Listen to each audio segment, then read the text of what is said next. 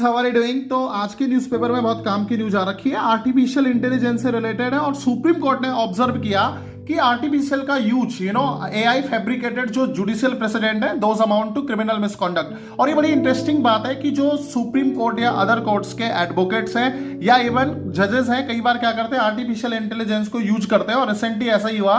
तो अभी supreme court ने देखा कि जो order of national company law tribunal NCLT and national company law appellate tribunal ने इंसॉल्वेंसी केस में क्या किया, फिक्सियस data AI generate legal citations use किए। और उसके कारण क्या होता है, generally miss carriage of justice हो जाता है। और इसके लिए मैं आपको बता देता हूं, सुप्रीम कोर्ट की एक कमेटी थी आर्टिफिशियल इंटेलिजेंस की, जिन्होंने एक draft regulation for use of artificial intelligence in court 2026 क्या किया, एक ड्राफ्ट बनाया जो प्रोहिबिट करता है AI in making judicial outcome such as the function of adjudication, sentencing और deciding bail eligibility and evaluating the credibility of parties और witnesses, है ना। तो सुप्रीम कोर्ट कहता है कि भाई अगर मान लो इस टाइप का आप कोई क्या करते हो, fabricated AI fabricated judicial precedent set करते हो, तो they are going to amount to criminal misconduct, है ना। हालांकि ये ओरल ऑब्जर्वेशन थी।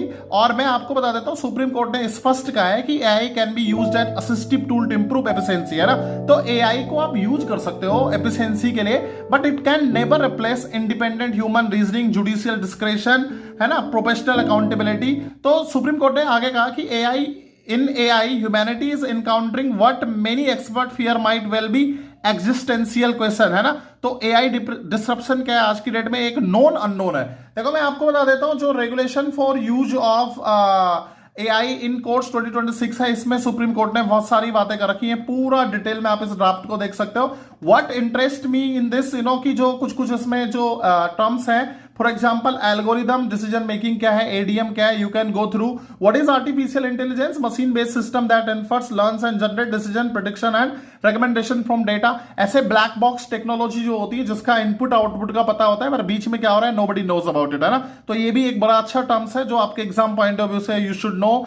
अगर आप और टर्म्स देखोगे, जैसे जनरेटिव आर्टिफिशियल इंटेलिजेंस, इसमें क्या होता है, एआई सिस्टम क्या करता है, design to generate new content, है ना, जिसमें text, images, audio, video, computer code, ये सारा आप जनरेट कर सकते हो using statistical pattern and structures.